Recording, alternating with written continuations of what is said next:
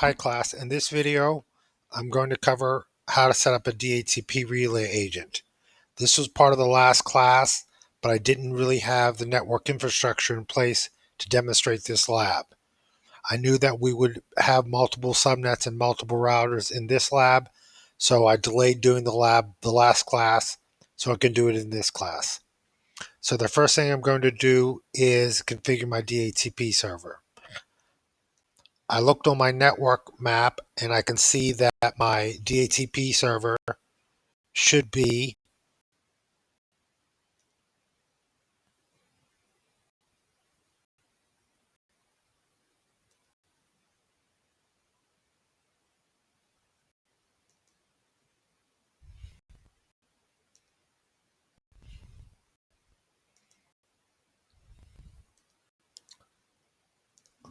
one 172.16.8.7 with a slash 21.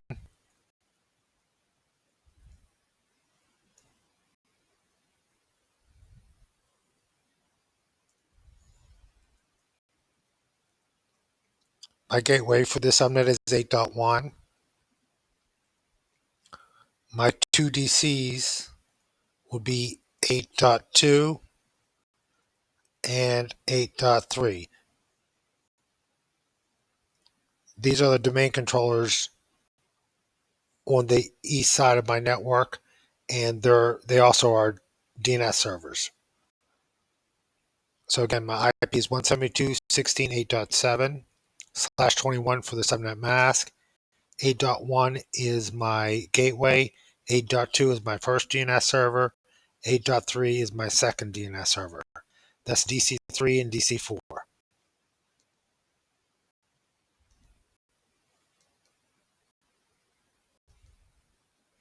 The next thing I'm going to do is join it to the domain and rename it.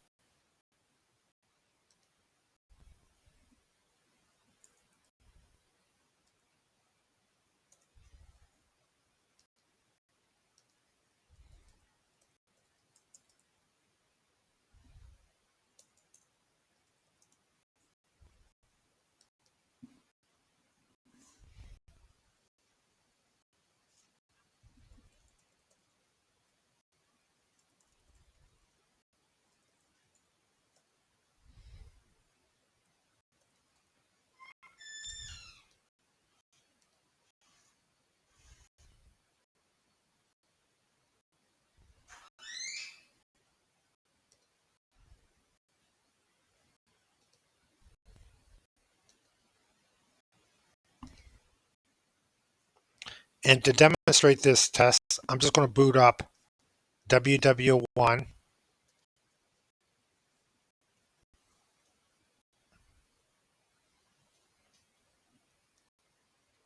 and the CA.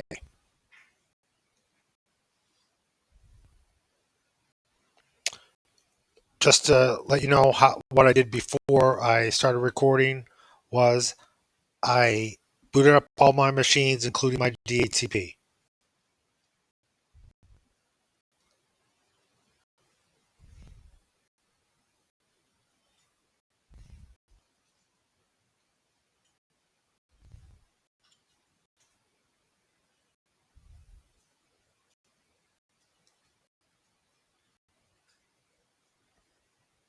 I'm going to sign in as my domain admin.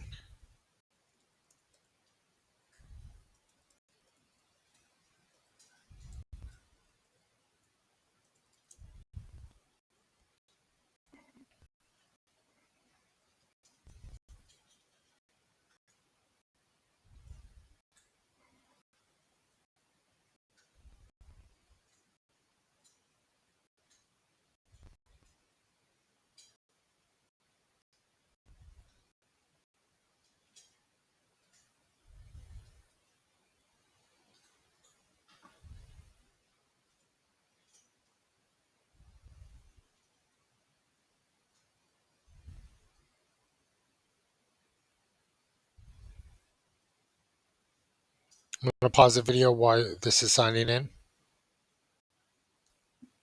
Okay, it's done signing in.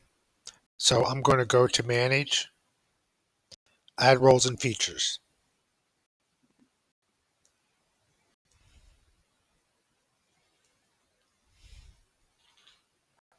I'm going to install DHCP server and add the tools to manage it.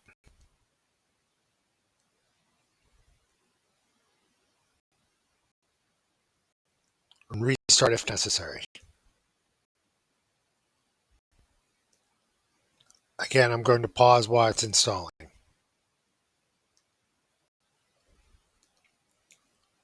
Okay, it's done installing. So now I'm going to click Complete the DHCP configuration.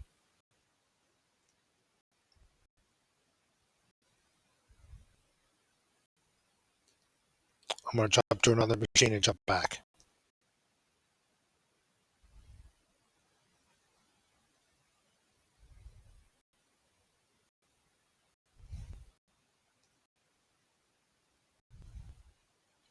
Okay, now I'm going to click Complete DHCP configuration, and I'm going to authorize this server.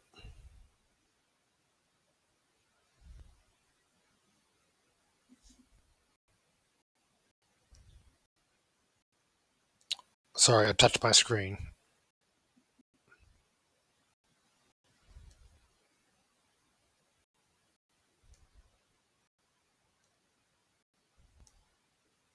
Okay, I'm going to click Next.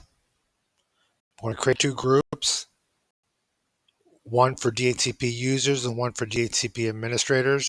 And I'm going to authorize the server to allow it to pass out IP addresses for my network. Click Close and close that. Now I'm going to configure the DHCP server.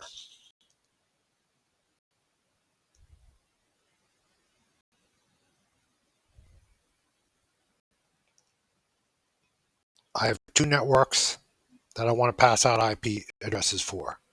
First East and then West. Actually, I'll do West first.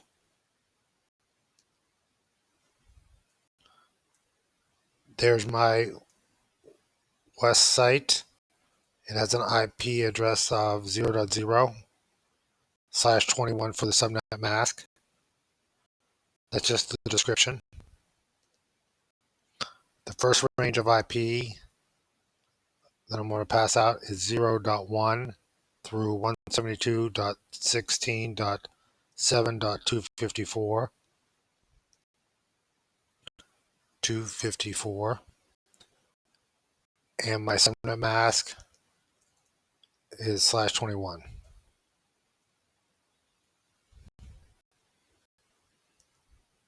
I'm going to exclude the first 100 addresses because I'm going to keep those for servers.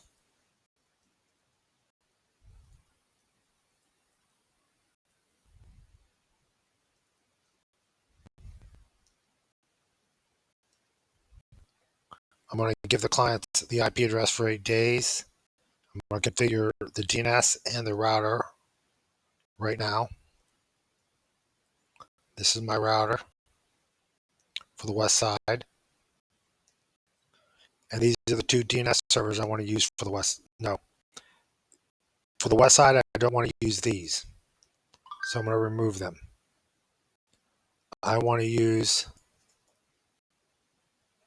0.2, which is DC1.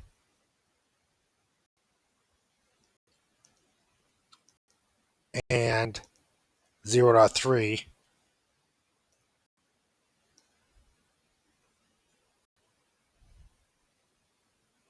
which is DC2. The reason why I put 8.2 and 8.3 there initially, because those are the two DNS servers this machine is using, the DHCP server.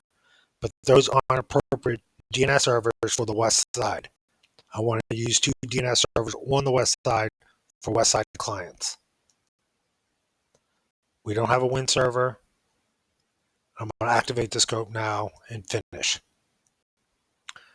Now I'm going to do it again, but this time for my east site. Highlight IPv4, create a new scope. I'm going to call it East, The subnet address for East is 172.16.8.0/21. The range of IPs for that subnet is 172.16.8.1 through 172.16.15.254. And my subnet mask is /21. I'm going to hold back passing out the first 100 addresses for server use.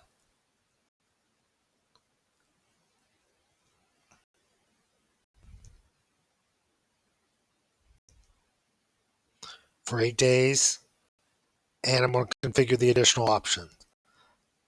The gateway for the east side is 8.1.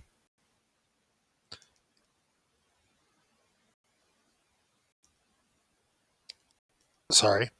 And there's my domain name. These two DNS servers are appropriate for the east side, which in my DHCP server also is on the east side. Click next. No win server. Activate the scope now and hit finish. When you get that blue mark there, just hit refresh and it'll go away. Okay, so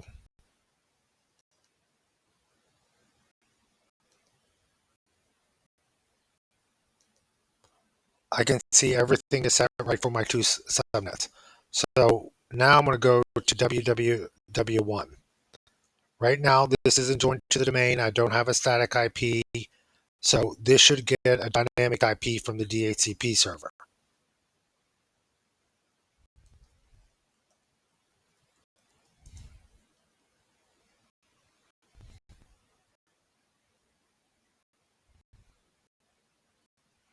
And while I'm waiting, I'm also going to sign into CA.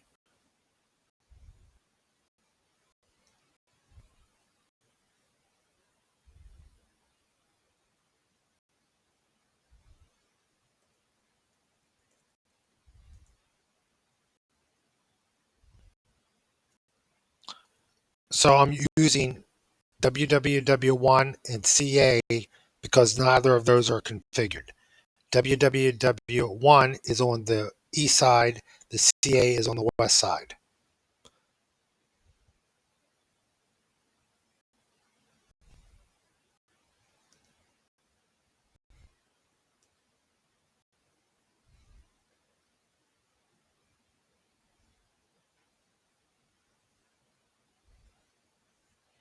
I'm going to go check the CA.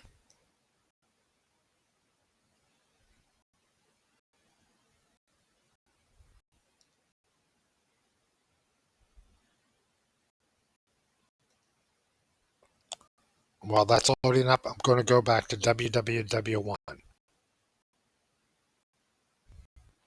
So I have two network cards for this machine. If I click detail, I don't have an IP yet. So what I'm going to do is disable this and enable it again. And I'll click yes because it talked to the DHCP server. I found a new network. I'm going to go to details, and I can see it initially didn't have a DHCP IP address yet because when this machine booted up, the DHCP server wasn't configured yet. If I'd given it 5 minutes, it would have gotten an IP.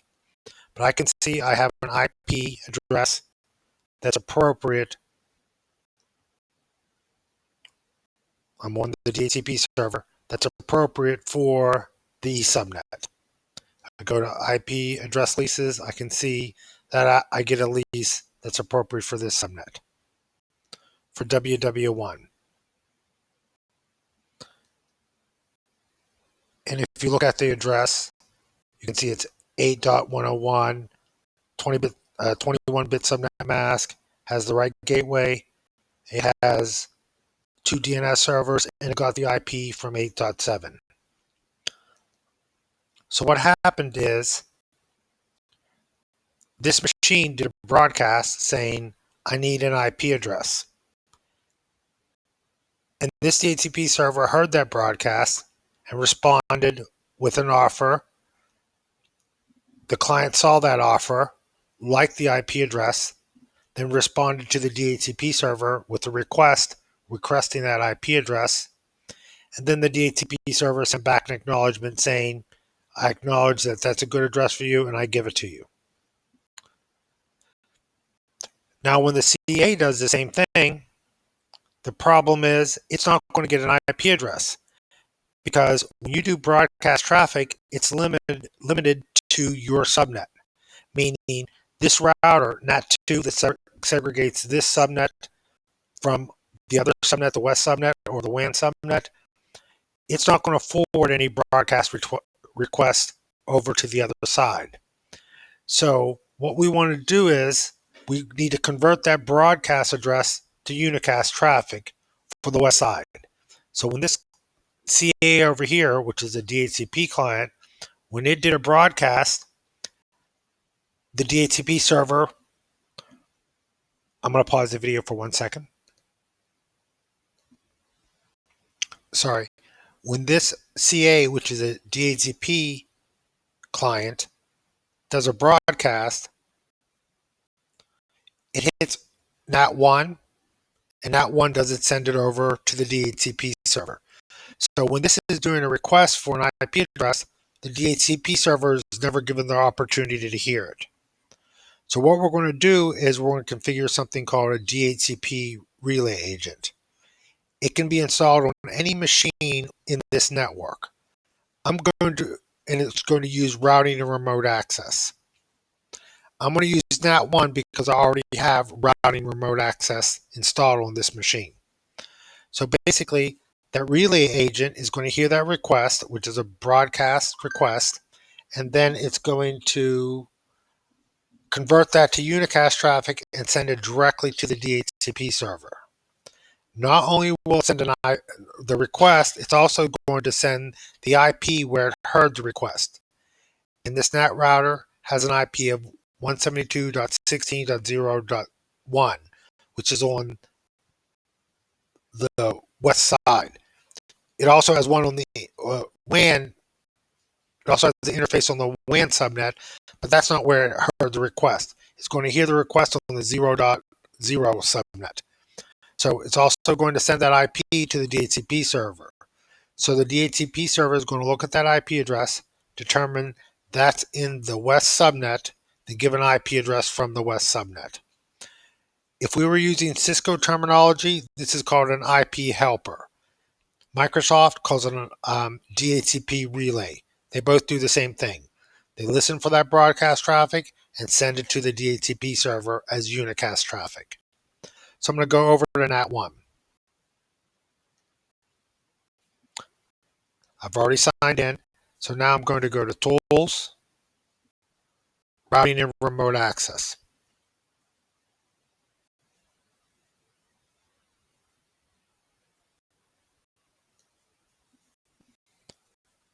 I have IPv4 already expanded, so I'm going to highlight General, right-click it, and add a new routing protocol. I'm going to choose DHCP Relay Agent. So I'm going to highlight the relay agent. Now this NAT router has 3 network interfaces. One facing the internet, one attached to the WAN, and one attached to the West subnet. I don't anticipate any clients on the WAN subnet. I'll never pass out a client there. A client won't need an IP address from there. I don't anticipate passing out IP addresses to the internet. I only anticipate having clients in the West subnet that need IP addresses. So what I'm going to do is go back to routing remote access. I'm going to tell my DHCP relay agent, right click, say new interface, listen for DHCP broadcast request on the West interface. And you can relay that 4 hops. I can kind of chain these together. I'm not going to. I'm only using one DHCP relay agent. I can take one and pass it to another. I'm not bothering with that. So I'm going to click OK. So I'm telling my relay agent to listen for requests on the west subnet. Then I'm going to right click the relay agent and go to properties. Then I'm going to put in the IP address of the DHCP server. Then click add. So when I hear a request on the west subnet, I'm going to convert it to, it's going to be a broadcast request. I'm going to convert it to unicast traffic and send it directly to the DHCP server along with the IP of that interface that I heard it on, so he can give me an IP address from the same subnet. So I'm going to click OK. And we're going back to our CA to test it.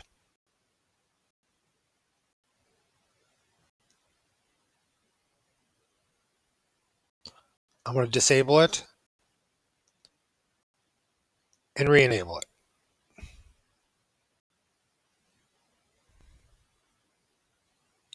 So I'm going back to my NAT router.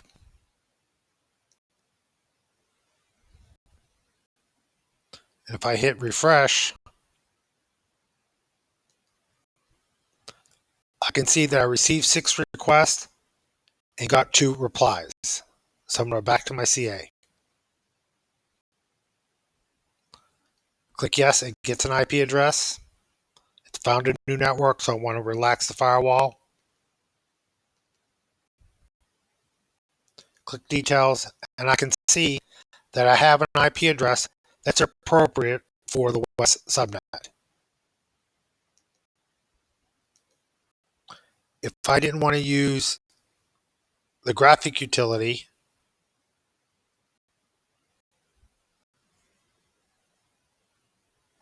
I could have done it from a command line as well.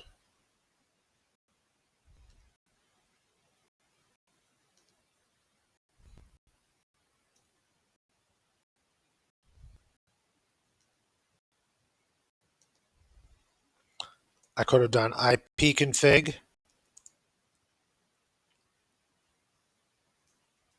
release,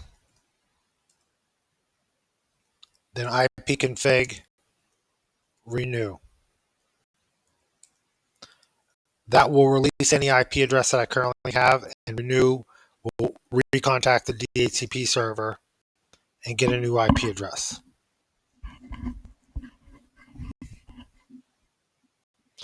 While that's waiting, I'm going to go back to NAT 1, hit refresh again, and you can see that those new requests are coming through.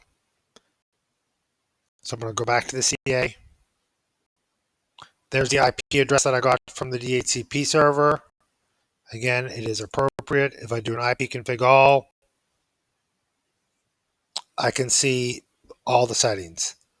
My domain name, my IP address, my subnet mask, when I got the IP settings, when I have to release it, my gateway, the server I got it from, which is the DHCP server, and my 2 DNS servers that are appropriate for the subnet. If I go back to the DHCP server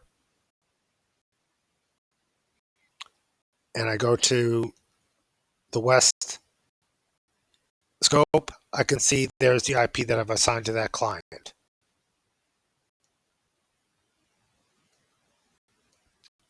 There's my MAC address. So everything is working.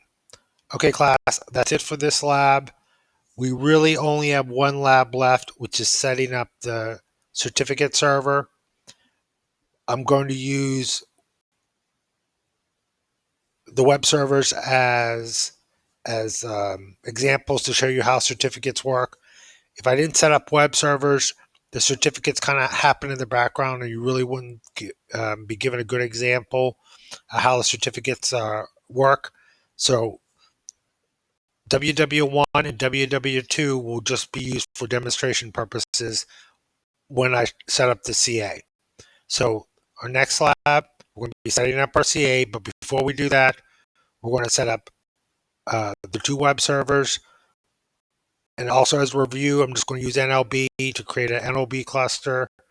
Once the web servers are set up, I'm going to set up the CA, and we're going to secure our website with certificates. Okay, that's it for this video, and I will see you in the next video.